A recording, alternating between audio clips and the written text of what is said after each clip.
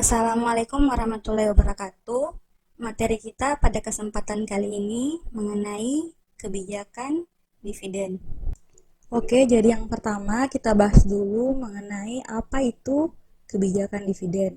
Jadi, kebijakan dividen itu berhubungan dengan penentuan yang akan diambil oleh perusahaan. Penentuan apa itu? Ya, penentuan terkait apakah laba yang diperoleh perusahaan itu akan dibagikan kepada pemegang saham sebagai dividen ataukah akan ditahan dalam bentuk laba ditahan. Nah, jadi biasanya laba ditahan ini digunakan sebagai bentuk investasi ataupun cadangan biaya, tambahan modal perusahaan ataupun biaya untuk mengembangkan perusahaan di masa yang akan datang. Nah, kemudian implikasi dari kebijakan dividen itu sendiri, yang pertama, apabila perusahaan memilih untuk membagikan laba dalam bentuk dividen kepada pemegang saham, maka otomatis akan mengurangi jumlah laba ditahan. Dan selanjutnya hal tersebut otomatis mengurangi total sumber dana internal perusahaan. Sebaliknya, jika perusahaan memilih untuk menahan laba yang diperoleh, maka hal tersebut itu mengakibatkan pembentukan dana internal perusahaan akan semakin besar. Nah, perlu kita ingat bahwa perusahaan yang memberikan dividen dalam jumlah yang besar kepada pemegang saham cenderung akan meningkatkan harga saham perusahaan. Nah, otomatis meningkatnya harga saham perusahaan berarti nilai perusahaan juga akan meningkat. Tetapi perlu diingat bahwa pembayaran dividen yang semakin besar juga akan mengurangi kemampuan perusahaan untuk berinvestasi.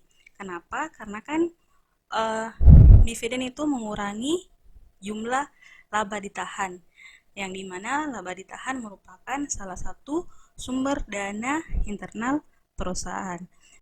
Nah, hal tersebut yang akan menurunkan tingkat pertumbuhan perusahaan dan selanjutnya akan menurunkan harga saham di masa yang akan datang. Nah, jika kebijakan dividen tersebut dapat mempengaruhi nilai perusahaan ataupun harga pasar saham perusahaan, yang menjadi permasalahannya adalah bagaimana cara mengambil kebijakan dividen yang optimal. Nah, untuk menjelaskan dan menjawab permasalahan tersebut, mari kita bahas beberapa teori terkait dengan kebijakan dividen. Nah, jadi di sini ada 3 teori terkait kebijakan dividen. Yang pertama itu dividen irrelevance theory, yang kedua bird in the hand theory, dan yang ketiga adalah tax preference theory. Jadi yang pertama kita bahas dulu mengenai apa itu dividen irrelevance theory. Nah, dividen irrelevance theory dikemukakan oleh Modigliani dan Miller yang berpendapat bahwa kebijakan dividen itu tidak mempengaruhi harga pasar saham perusahaan ataupun nilai perusahaan. Nah, alasannya adalah apabila perusahaan membagikan dividen kepada pemegang saham, maka perusahaan harus mengeluarkan saham yang baru sebagai pengganti sejumlah pembayaran dari dividen tersebut. Nah, selanjutnya teori yang kedua yaitu bird in the hand theory yang dikemukakan oleh Myron Garden dan John Lindner yang beranggapan bahwa kebijakan dividen itu berpengaruh positif terhadap harga pasar saham. Nah, kenapa? Karena mereka beranggapan bahwa dividen yang dibagikan perusahaan jika jumlahnya semakin besar, maka harga pasar saham juga akan semakin tinggi. Nah, hal ini terjadi karena pembagian dividen dapat mengurangi ketidakpastian yang dihadapi investor. Jadi di sini Gordon dan Lindner beranggapan bahwa investor lebih merasa aman untuk memperoleh pendapatan berupa pembayar dividen daripada harus menunggu capital gain atau keuntungan modal. Nah, makanya Gordon and Littner beranggapan bahwa investor memandang satu burung di tangan lebih berharga daripada 1000 burung di udara. Makanya dikatakan bird in the hand theory. Nah, selanjutnya teori berikutnya yaitu tax preference theory. Nah, menurut tax preference theory, kebijakan dividen mempunyai pengaruh negatif terhadap harga pasar saham perusahaan. Artinya, semakin besar jumlah dividen yang dibagikan suatu perusahaan, maka harga pasar saham perusahaan juga akan semakin rendah. Nah, hal ini dapat terjadi jika ada perbedaan antara tarif pajak personal atas pendapatan dividen dan capital gain. Nah, perlu kita ketahui perbedaan antara dividen dan capital gain. Dividen adalah keuntungan yang didapatkan dari pembagian laba bersih yang diperoleh oleh perusahaan. Sedangkan kalau capital gain adalah keuntungan dari kenaikan harga saham. Maksudnya apabila harga jualnya itu lebih tinggi daripada harga beli. Nah, apabila tarif pajak dividen itu lebih tinggi daripada pajak capital gain, maka otomatis investor akan lebih senang jika laba yang diperoleh di perusahaan itu tetap ditahan di perusahaan daripada menarik dalam bentuk dividen. Kenapa? Karena tarif pajaknya lebih rendah untuk capital gain. Untuk selanjutnya mari kita bahas contohnya. Nah, selanjutnya kita lihat contoh kasusnya untuk tax preference theory.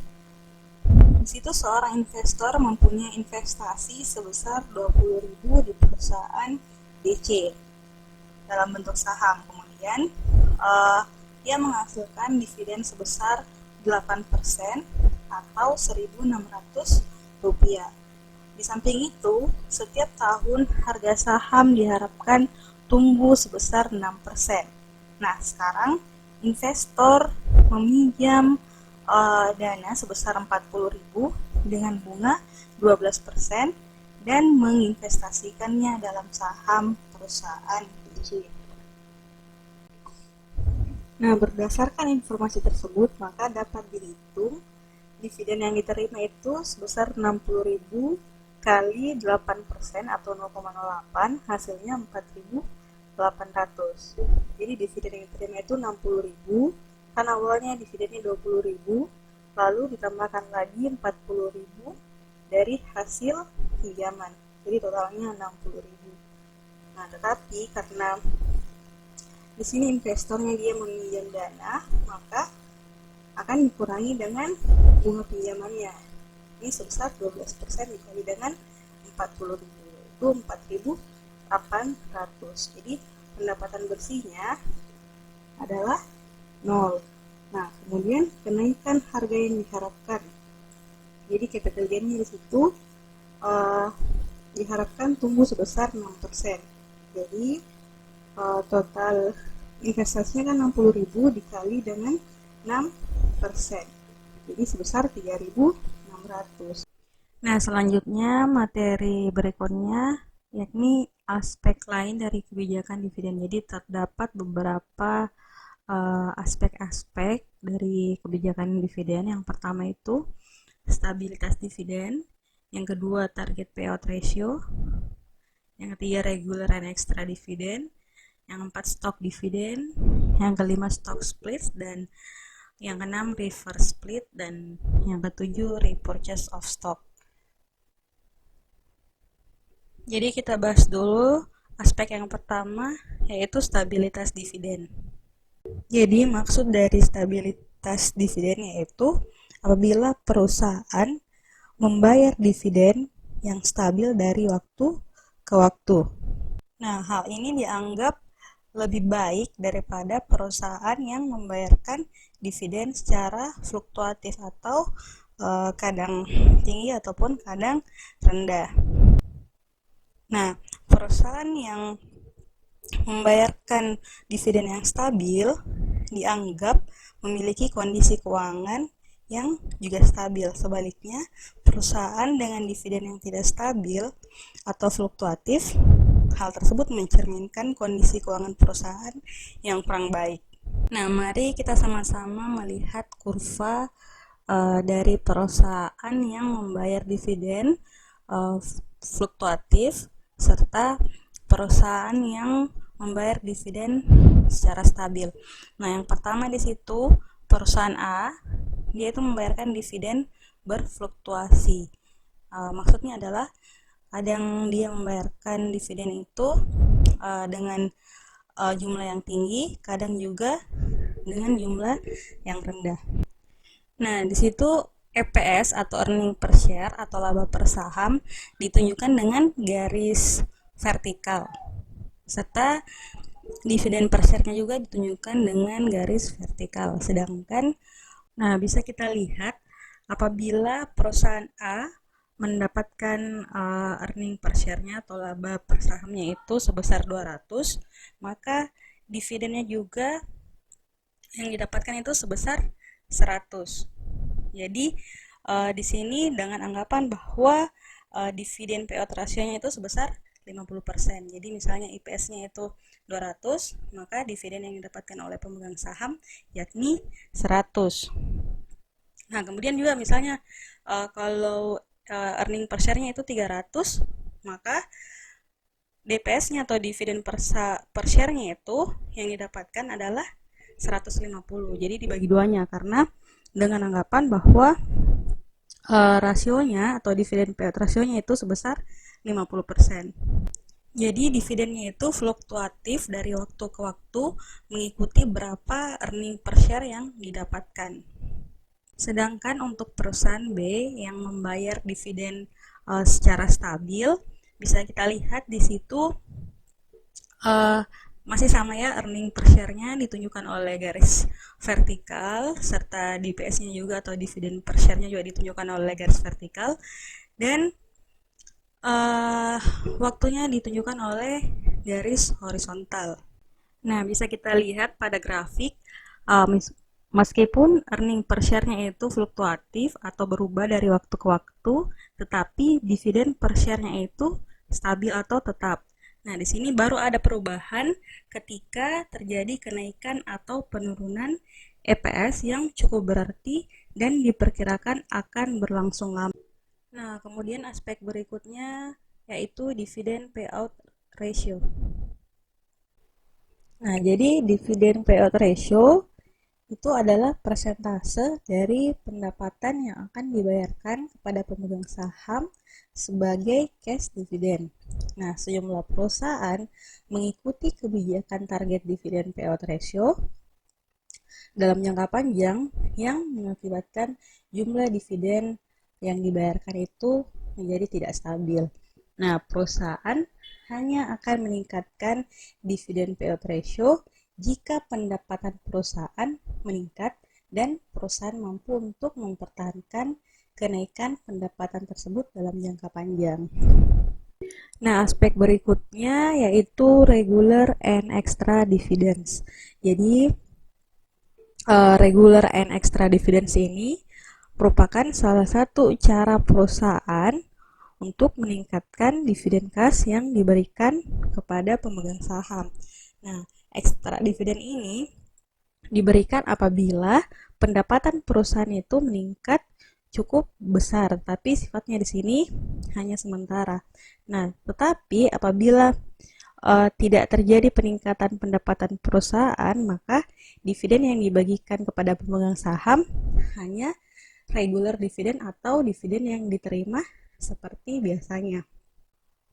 Nah, kemudian aspek berikutnya yaitu stock dividen atau dividen saham. Jadi dividen saham di sini merupakan pembayaran dividen berupa saham kepada pemegang saham. Jadi di sini dividennya dia bukan berbentuk kas, melainkan dia berupa saham. Oke, nah mari kita lihat contohnya. Di situ ada perusahaan Citra sebelum menerbitkan dividen saham memiliki struktur modal sebagai berikut. Jadi eh, saham biasanya di situ sebanyak 40.000 lembar senilai Rp1.000 per lembarnya. Jadi saham biasa di situ jumlahnya 40 juta. Nah, kemudian agionya. Agionya di situ sejumlah 10 juta rupiah. Jadi agio itu adalah selisih antara harga jual dan harga beli suatu saham. Nah, kemudian laba ditahan di situ sejumlah 50 juta rupiah. Jadi total modalnya di situ sebesar 100 juta rupiah. Nah, kemudian perusahaan Citra membayar dividen saham sebesar 5%. Jadi, di sini perusahaan Citra membayar dividen dalam bentuk saham sebesar 5%. Jadi, jumlahnya adalah 2.000 lembar saham. Didapat dari mana? 5% dikali dengan 40.000 lembar saham. Jadi 2.000 lembarnya itu dibayar sebagai dividen saham. Nah, dengan demikian, setiap 20 lembar saham, maka pemegang saham akan menerima 1 lembar dividen saham. Nah, 20 lembar sahamnya itu didapat dari mana? Ya, tadi dari struktur modal kan mula-mula saham biasa itu jumlahnya 40.000 lembar. Nah, kemudian ada 2.000 lembar saham dividen yang akan dibagikan. Jadi otomatis 40.000 dibagi dengan 2.000 itu 20 lembar. Jadi setiap 20 lembar saham akan mendapatkan 1 lembar dividen saham. Nah, kemudian harga pasar saham pada saat itu ternyata nilainya sebesar Rp2.500 per saham. Jadi, setelah pembagian dividen saham, maka struktur permodalan perusahaan akan berubah menjadi sebagai berikut. Jadi, jumlah saham biasa setelah pembagian dividen saham itu jumlahnya sebesar 42 juta. Didapat dari 42.000 lembar dikali dengan Rp1.000. 42.000 lembar didapat dari mana? Tadi sebelum pembagian dividen kan itu jumlahnya 40.000. Nah, kemudian setelah pembagian dividen saham sebanyak 2.000, jadi bertambah menjadi 42.000. Nah, nilai sahamnya dia berpatokan berdasarkan nilai dari struktur modal sebelum pembagian dividen saham. Nah, kemudian agionya sebesar 13 juta rupiah. Nah, agionya didapat dari mana?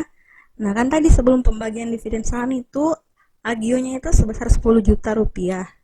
Nah, tetapi ada peningkatan harga pasar saham pada saat pembagian dividen saham itu sebesar Rp1.500 per saham. Kan tadi mula-mula dia harga sahamnya itu 1.000, kemudian meningkat menjadi 2.500. Jadi ada peningkatan sebesar Rp1.500. Jadi 1.500 dikali dengan 2.000 lembar saham itu nilainya 3 juta. Jadi 10 juta ditambah dengan 3 juta yaitu 13 juta. Nah, lalu laba ditahan di situ jumlahnya 45 juta rupiah. Jadi laba ditahannya berkurang sebanyak 5 juta rupiah. Kan awalnya di situ jumlahnya itu 50 juta rupiah. Laba ditahan sebelum pembagian dividen saham. Nah, kemudian setelah dibagikan itu dividen saham, otomatis berkurang sebesar 5 juta rupiah. Kenapa 5 juta rupiah? Karena kan ada 2.000 lembar saham dividen yang akan dibagikan dengan harga 2.500 per saham. Jadi 2.000 dikali dengan 2.500 sebesar 5 juta rupiah. Makanya laba ditahannya di situ berkurang sebesar 5 juta menjadi 45 juta rupiah. Nah, jadi bisa kita lihat perbandingannya. Artinya pembagian dividen saham tidak akan merubah jumlah modal perusahaan karena nilainya sama-sama 100 juta ya. Sama. Tetapi yang berubah hanya struktur modalnya saja. Nah, kita lihat contoh berikutnya. Di situ seorang pemegang saham mempunyai 100 lembar saham dengan harga Rp2.500. Jadi di situ 2.500 per lembarnya. Nah, total sahamnya itu sebesar Rp250.000. Nah, setelah pembagian dividen saham, jumlah saham yang dimiliki menjadi 105 lembar saham. Jadi ada peningkatan sebanyak 5 lembar saham dividen. Nah, kemudian tetapi harga sahamnya di sini turun menjadi Rp2.380,95 per lembar. Nah, dengan demikian, pembagian dividen saham tidak menambah nilai bagi pemegang saham karena nilai sahamnya tetap yaitu sebanyak Rp250.000. Baik, materi berikutnya yaitu stock splits atau pemecahan saham. Nah, jadi pemecahan saham yaitu tindakan yang dilakukan oleh perusahaan untuk menambah jumlah saham yang beredar dengan jalan memecah satu saham menjadi 2 saham atau lebih yang diikuti dengan penurunan nilai nominal secara proporsional. Nah, tindakan pemecahan saham ini biasanya itu dilakukan apabila perusahaan memiliki harga pasar saham yang sudah terlalu tinggi. Nah, harga saham yang terlalu tinggi itu mengakibatkan likuiditas saham akan semakin berkurang. Maksudnya akan semakin sedikit investor yang mampu membeli saham perusahaan. Makanya dipecahlah saham menjadi 2 saham atau lebih untuk mengurangi nilai dari saham itu sendiri. Oke, jadi mari kita lihat contoh soalnya di situ. Sebelum pemecahan saham, perusahaan Citra memiliki struktur modal sebagai berikut. Jadi saham biasanya sebanyak 40.000 lembar senilai Rp1.000 per lembar. Jadi jumlahnya itu 40 juta rupiah. Kemudian ada agionya sebesar 10 juta rupiah dan juga laba ditahannya sebesar 50 juta rupiah. Jadi total modalnya itu sebesar 100 juta rupiah. Nah, kemudian perusahaan melakukan pemecahan saham, yaitu satu saham dipecah menjadi 2 saham. Sehingga setelah pemecahan saham, struktur modal perusahaan menjadi seperti berikut. Nah, jumlah saham biasa menjadi 80.000 lembar. Nah, karena kan tadi situ awalnya dia 40.000 lembar, dipecah menjadi 2 saham, berarti totalnya 80.000. 40.000 dikali dengan 2. Nah, kemudian harganya di situ menjadi 500. Nah, nilai nominalnya kenapa menjadi 500? Karena kan dibagi menjadi 2 saham. Jadi yang awalnya dia bernilai nominal Rp1.000, kemudian setelah dipecah menjadi 500. Nah, jumlahnya sama 40 juta rupiah. Nah, kemudian agionya sama juga 10 juta dan laba ditahannya sama 50 juta rupiah. Jadi total modalnya juga sama sebesar 100 juta rupiah. Jadi yang menjadi perbedaan hanyalah saham yang dipecah sehingga nilai nominalnya menjadi turun. Nah, kemudian materi berikutnya mengenai reverse split. Nah, reverse split di sini merupakan kebalikan dari pemecahan saham. Jadi, reverse split itu tindakan yang dilakukan oleh perusahaan untuk menggabungkan 2 atau lebih lembar saham menjadi satu. Nah, tindakan ini dilakukan untuk meningkatkan harga pasar saham. Apabila dipertimbangkan harga pasar saham sudah terlampau rendah. Jadi tadi kebalikannya dari stock split. Jadi kalau reverse split dia dari 2 lembar saham akan digabungkan menjadi satu karena harganya sudah terlalu rendah. Nah, kemudian materi yang terakhir yaitu repurchase of stock atau pembelian saham kembali. Jadi pembelian saham kembali ini merupakan bagian dari keputusan dividen. Jadi keputusan ini diambil apabila perusahaan mempunyai kelebihan kas sementara serta tidak ada peluang investasi yang menguntungkan. Nah, oleh karena itu, perusahaan dapat mempergunakan dana yang tersedia untuk dibagikan sebagai dividen atau untuk membeli kembali saham yang telah beredar. Jadi mari kita perhatikan contohnya. Di situ perusahaan MEW sedang mempertimbangkan untuk mendistribusikan 1.500.000 dana dalam bentuk dividen atau membeli saham kembali. Nah, perusahaan mempunyai informasi keuangan sebelum pendistribusian sebagai berikut. Jadi di situ laba bersih setelah pajak sebesar 2 juta rupiah, jumlah saham yang beredar itu 50.000 lembar, EPS atau earning per share-nya itu 40 rupiah, harga pasar sahamnya itu 630 rupiah, kemudian dividen yang diharapkan itu sebesar 30 rupiah. Nah, sedangkan price atau earning ratio-nya di situ sebanyak 15 kali. Nah, jadi pertama-tama kita tentukan dulu berapa harga yang harus ditawarkan perusahaan kepada pemegang saham. Jadi di situ sebelum pendistribusian, harga pasar sahamnya itu sebesar 600 rupiah. Jadi di modul itu ada kesalahan ya, bukan 630 tetapi 600 rupiah. Nah, kemudian kan total dana yang didistribusikan itu sejumlah 1.500.000 rupiah dengan total lembar saham sebanyak 50.000 lembar. Jadi untuk menentukan harga yang harus ditawarkan kepada pemegang saham, maka rumusnya yaitu harga pasar per saham setelah distribusi ditambah dengan jumlah dana yang akan didistribusikan dibagi dengan jumlah saham yang beredar sebelum distribusi. Jadi totalnya itu sebesar 630 rupiah, di mana selisihnya yakni 30 rupiah yang merupakan dividen yang diharapkan oleh pemegang saham.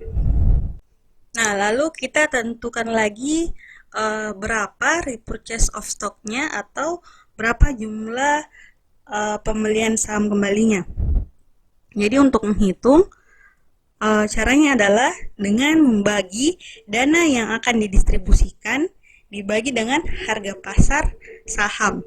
Jadi di situ dana yang akan didistribusikan sebesar 1.500.000 dibagi dengan harga pasar saham setelah pendistribusian. Harga pasar sahamnya di situ 630 rupiah. Jadi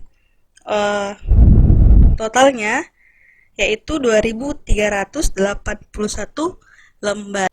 Nah, setelah itu kita tentukan lagi berapa earning per share-nya atau laba per sahamnya setelah pembelian saham kembali. Nah, untuk mencarinya, caranya yaitu dengan membagi laba bersih setelah pajak. Laba bersih setelah pajak di situ totalnya senilai 2 juta rupiah dibagi dengan pengurangan antara jumlah saham yang beredar dikurang dengan repurchase of stock-nya. Jadi jumlah saham yang beredar sebelum pendistribusian kan itu sebesar 50.000 lembar. Nah, kemudian setelah pembelian saham kembali yang totalnya itu 2.381, jadi kita kurangkan dulu 50.000 dikurang 2.381. Nah, hasil pengurangannya itu 47.619. Jadi 2 juta dibagi 47.619 itu hasilnya 42 rupiah, 00. Jadi di modul adik-adik itu salah penulisan lagi ya, salah ketik, bukan 500.000 melainkan 50.000 lembar saham yang beredar. Nah, sekian materi yang saya bawakan. Terima kasih. Assalamualaikum warahmatullahi wabarakatuh.